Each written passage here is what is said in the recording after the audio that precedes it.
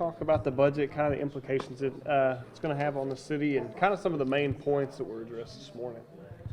So my job was to put together a budget that funded current services, which I did, but I also wanted to take care of the workers, the employees of this organization.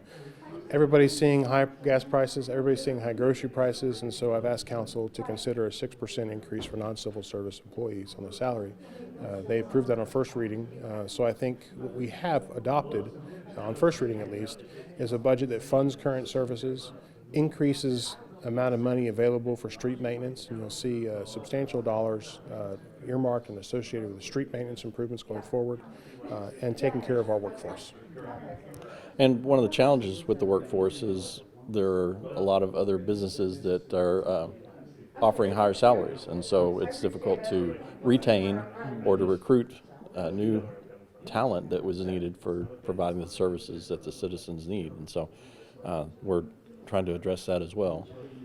I mean, it's hard to find good work anymore, good workers, and it's kind of everywhere. But let's talk about kind of the long-term goals. I know that you said in 2024 there's kind of a significant jump in some of the water utility stuff like that, some of the improvements that are going to be made.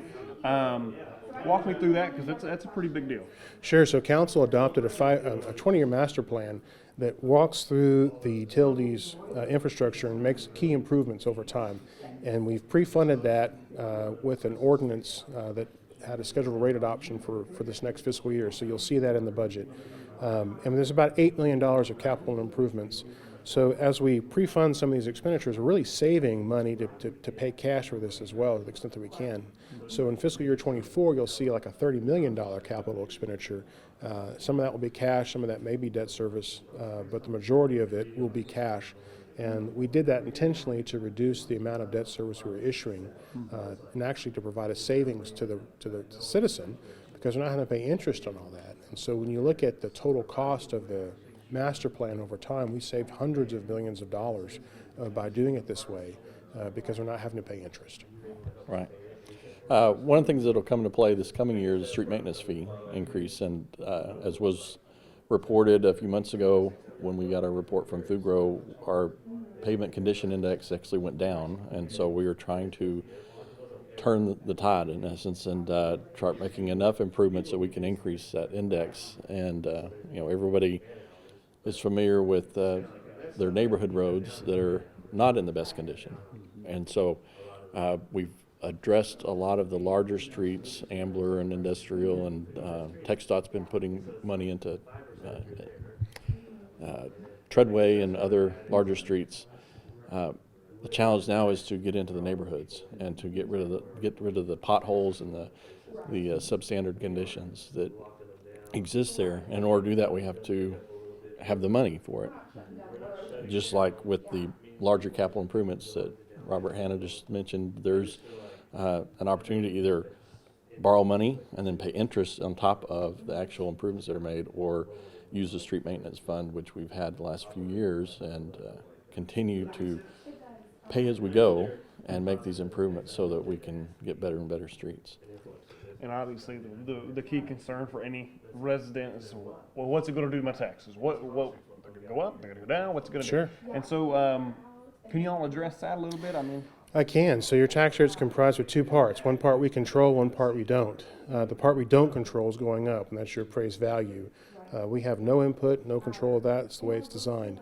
On the tax rate side, though, the city has an opportunity to raise or lower the tax rate. And so I've asked council to consider a decrease, and council just approved that on first reading today. So the tax rate was 0.7875, I think, and it's going down to 0.7621. Your tax liability, my tax bill, is going to go up because my appraised values are increased, right? So I'm not going to suggest people's taxes are going down. It may in some instances, but majority of people saw an appraisal increase. We're trying to recognize that and reduce the tax rate in a responsible manner to offset the pain people are going to feel in the tax bill. Right. And then likewise with the street maintenance fee, there'll be a $2 increase per month for residences, and if you're low moderate income, the fee stays the same, which is $1.75. And so if you think you qualify but you haven't already applied for that reduction in your street maintenance fee, please reach out to the city. Who's the best place to contact? Office of Neighborhood Services. Atisha is the best person for that. She's our division manager over there, and she can help you get that application to the process. Right. Great. I mean, that's all just ways to try and save people money, which I know the city of Abilene really tries to do well. Is there anything else that y'all want to hit on that was kind of a key point here that's going to look forward to the 2022-23 budget? You know, for me, really, it was just about funding existing services and taking care of folks, and I appreciate council's consideration of that. They've listened, and I think they've adopted a good budget. And not specifically on the budget, but the new downtown hotel is expected to open in April of next year, and so that's something that we're looking forward to, and it'll be in time for the college graduations, in time for Western Heritage, in time for the CAB Festival. So it's pretty exciting to look forward to that.